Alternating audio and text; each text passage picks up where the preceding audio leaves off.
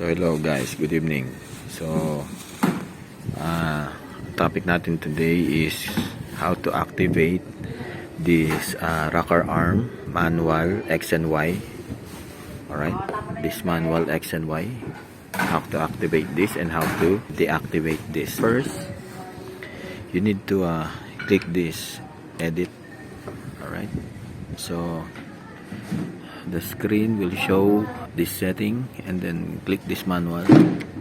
As you can see, this is set for X and Y. The X is 0 and the Y is 0. You need to set this slider into a manual. Alright, if you need this to slider, you need to click this button below the slider. Alright, so the first button is for the X axis. Alright, and then the light will activate the X axis.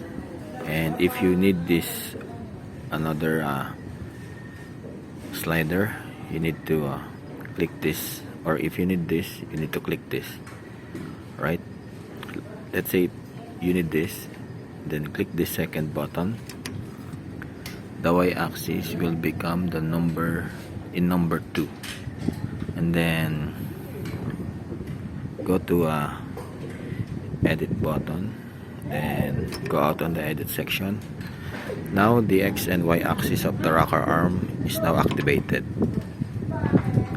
Alright, so next is how to deactivate this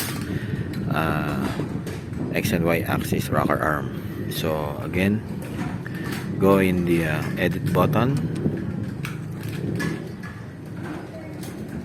and then go to the manual button. As you can see, the X and Y still 1 and 2. Just clear it using this button, clear. So now the rocker arm manual is now deactivated. Alright, and then go to the edit, and that's it.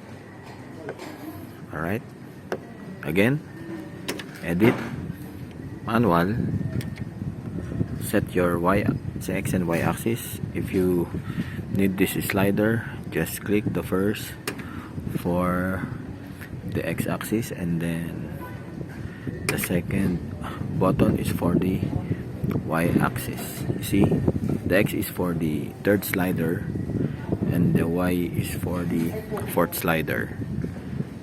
And then go out on the exit on the edit, and then deactivate the manual rocker arm, edit, manual, clear. Now the light is off. That's it.